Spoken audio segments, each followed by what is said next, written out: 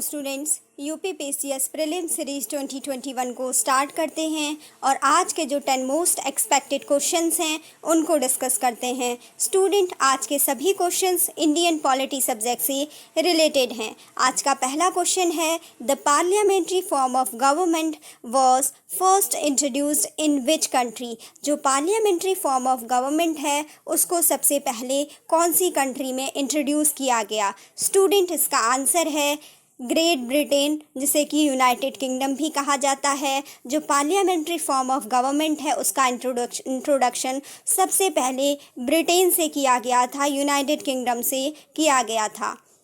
इसके बाद second question है, India is a Republic which implies that.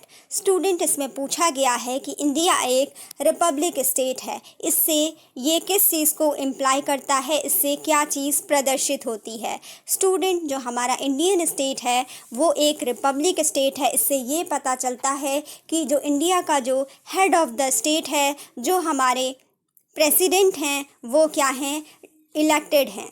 इसी को कहा जाता है, अगर किसी भी कंट्री का जो हेड ऑफ द स्टेट है उसको डायरेक्टली या इनडायरेक्टली लोगों के द्वारा अगर उसको इलेक्ट किया जाता है, इलेक्शन के थ्रू अगर हेड ऑफ द स्टेट को अपॉइंट किया जाता है तो वो स्टेट रिपब्लिक स्टेट कहलाता है। और हेड ऑफ द स्टेट कौन है हमारे इंडिया में? जो हमारे प्रेसिडेंट हैं वो हेड ऑफ द स्टेट कहलाते हैं और उनको इनडायरेक्टली इलेक्ट किया जाता है। नेक्स्ट क्वेश्चन है, Who called Indian federalism as a cooperative federalism. इसमें कहा गया है कि किसने इंडिया के फेडरल सिस्टम को, इंडियन फेडरलिज्म को कोऑपरेटिव फेडरलिज्म कहा है।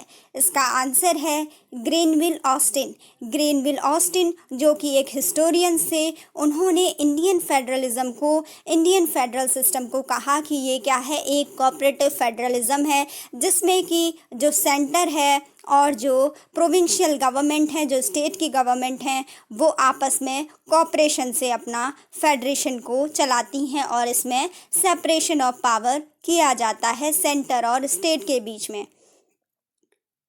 इसके बाद नेक्स्ट क्वेश्चन है, नेक्स्ट क्वेश्चन में पूछा गया है, the power to carve out a new state is vested in. इसमें कहा गया है कि जो जिसके थ्रू नए स्टेट्स को बनाया जाना है वो पावर किसके पास है। स्टूडेंट, अगर नए स्टेट का फॉर्मेशन किया जाना है, नए स्टेट्स के फॉर्मेशन के लिए जो पावर है वो पावर पार्लियामेंट के पास है। हमारे कॉन्स्टिट्यूशन में आर्टिकल 2 और आर्टिकल 3 में नए स्टेट्स का फॉर्मेशन पार्लियामेंट के द्वारा किया जा सकता है।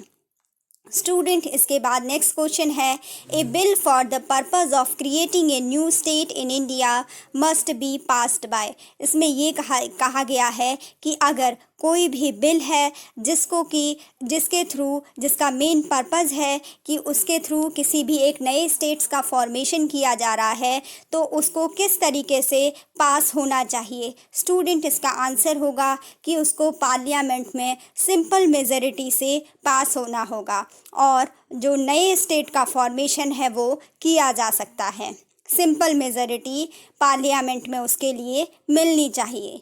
नेक्स्ट क्वेश्चन है, union territories in India are administered by. जो हमारी यूनियन टेरिटरीज़ हैं इंडिया में, उनका एडमिनिस्ट्रेशन किसके द्वारा किया जाता है। यूनियन टेरिटरीज़ का जो प्रशासन है वो किसके द्वारा कंट्रोल किया जाता है। इसका आंसर है हमारे इंडिया के जो प्रेसिडेंट हैं उनके द्वारा ही यूनियन टेरिटरीज़ का जो एडमिनिस्ट्रेशन है उसको गवर्न किया जाता है।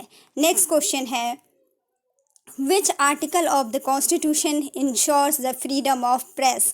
हमारे कॉन्स्टिट्यूशन में फ्रीडम ऑफ द प्रेस के लिए कौन सा आर्टिकल दिया गया है। स्टूडेंट, हमारे कॉन्स्टिट्यूशन के article number 19 clause 1 sub clause A में जो फ्रीडम ऑफ द प्रेस है उसके प्रोविज़न्स को दिया गया है। और स्टूडेंट, जो right to freedom of the press है ये हमारे आर्टिकल 19 के अंदर जो right to freedom of speech and expression है उसके अंदर ही right to freedom of press भी आता है और इसको article 19 clause 1 sub clause A के अंदर रखा गया है।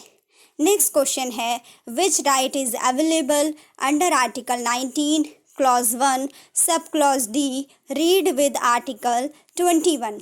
ये कहा गया है कि ऐसा कौन सा राइट है जिसको कि आर्टिकल 19 क्लॉज 1 और क्लॉज डी के साथ ही आर्टिकल 21 में भी दिया गया है। स्टूडेंट, इसका आंसर है राइट टू ट्रैवल अब्रॉड। जो राइट टू ट्रैवल अब्रॉड है उसको आर्टिकल 19 क्लॉज 1 क्लॉज डी के साथ ही जो आर्टिकल 21 है जिसमें कि right to life and right to personal liberty है उसके साथ कंक्लूड करके राइट टू ट्रैवल अब्रॉड को दिया गया है। जो आर्टिकल 19 है उसमें क्या है, राइट टू फ्रीडम है, जिसमें कि इंडियन टेरिटरी के अंदर कोई भी right to freedom of movement है, जिसमें कि इंडियन टेरिटरी के अंदर कोई भी इंडियन सिटीज़न कहीं पर भी मूवमेंट कर सकता है। लेकिन जो आर्टिकल 21 है उसमें बताया गया है right to life and personal liberty, तो उसके लिए ये कहा गया है कि वो ट्रैवल कर सकता है अब्रॉड में भी। वो क्या है, उसकी right to life and personal liberty है, और साथ ही वो क्या है, right to freedom of movement है within the territory of India, जिसके लिए आर्टिकल 19 क्लॉज 1D है। तो स्टूडेंट, जो राइट टू ट्रैवल अब्रॉड है इसमें article 19 clause 1 sub clause D के साथ ही आर्टिकल 21 को भी इंक्लूड किया जाता है।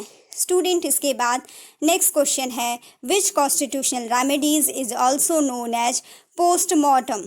ऐसी कौन सी कॉन्स्टिट्यूशनल रेमेडी है जिसको पोस्टमार्टम के नाम से भी जाना जाता है। स्टूडेंट, इसका आंसर है क्वो वारंटो। जो क्वो वारंटो की रिट है उसको कहा जाता है पोस्टमार्टम। स्टूडेंट, जो बेसिकली क्वो वारंटो है उसका मीन्स होता है कि क्या है, बाय व्हाट अथॉरिटी और वारंट, और इसको किसी भी कोर्ट के द्वारा किसी भी पर्सन का जो कि किसी भी पब्लिक ऑफिस को जो अटेन किए हुए है उस पर्सन की लीगलिटी को, उसके क्लेम को कि उसने किसी पब्लिक ऑफिस को उसने क्या किया है, एक्वायर किया है, वहाँ पर वो किस अथॉरिटी से काम कर रहा है, इसको कोर्ट के द्वारा चेक किया जा सकता है, उसकी लीगलिटी को इंक्वायर किया जा सकता है किसी भी पर्सन की जो कि पब्लिक ऑफिस में वर्क करता हो। और स्टूडेंट, ये जो क्वो वारंटो की रेट होती है ये किसी भी पर्सन का जो पब्लिक ऑफिस है उसमें इलीगल असरप्शन को रोकता है।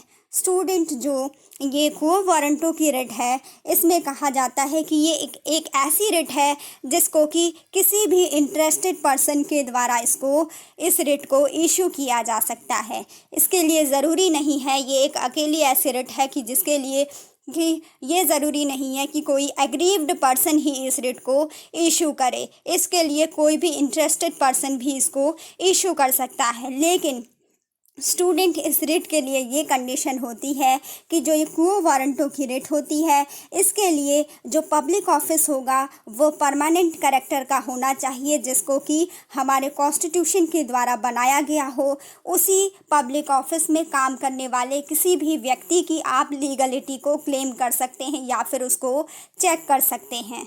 और स्टूडेंट, ये जो क्वो वारंटो की जो रिट है ये मिनिस्टीरियल ऑफिस और किसी भी प्राइवेट ऑफिस के लिए एप्लीकेबल नहीं होती है। वहाँ पर आप किसी भी प्राइवेट ऑफिस में अगर कोई भी पर्सन काम करता है तो उसकी लीगलिटी को चेक इसके थ्रू नहीं कर सकते हैं, और ना ही मिनिस्टीरियल ऑफिस में इसको इशू कर सकते हैं। और स्टूडेंट, जैसा कि मैंने आपको बताया कि ये जो क्वो वारंटो की रिट है ये जो 5 रिट होती है हमारी कॉन्स्टिट्यूशनल रेमेडीज़ के अंतर्गत आर्टिकल 32 के अंडर तो इसमें ये बताया जाता है कि जो ये क्वो वारंटो की रिट है ये अकेली एक ऐसी रिट है जिसको कि किसी भी इंटरेस्टेड पर्सन के थ्रू इसको इशू किया जा सकता है। इसके लिए ज़रूरी नहीं है कि वो पर्सन एग्रीव्ड ही हो या पीड़ित ही हो। इसके बाद नेक्स्ट क्वेश्चन डिस्कस करते हैं। नेक्स्ट क्वेश्चन है, the writ may be filed for protection of right to personal freedom is. इसमें कहा गया है कि ऐसी कौन सी रिट है जिसको protection of right to personal freedom के लिए, पर्सनल फ्रीडम के प्रोटेक्शन के लिए जिसको फाइल किया जा सकता है। स्टूडेंट, इसका आंसर है हैबेस कॉर्पस। जो हैबेस कॉर्पस की रिट है उससे बेसिकली जो राइट टू पर्सनल लिबर्टी है उसको इंश्योर किया जाता है। और जो हैबेस कॉर्पस है उसका मीन्स होता है to have the body of. और स्टूडेंट इसमें जो कोई भी कोर्ट होती है उसके द्वारा किसी भी पर्सन को ये ऑर्डर इशू किया जाता है कि अगर उसने किसी दूसरे पर्सन को डिटेन किया है तो उसको कोर्ट के सामने प्रेजेंट किया जाए, और कोर्ट उसके बाद एग्जामिन करती है कि जो उस पर्सन ने जो दूसरे पर्सन को जो डिटेन किया है उसका कॉज क्या है और उसकी लीगलिटी क्या है, इसको चेक करती है। और स्टूडेंट इसीलिए ये राइट टू पर्सनल फ्रीडम है इसको इंश्योर करती है, और जो ये रिट है राइट टू पर्सनल लिबर्टी को इंश्योर करती है हैबेस कॉर्पस। स्टूडेंट आज के क्वेश्चंस यहीं पे कंप्लीट होते हैं। Thanks for watching.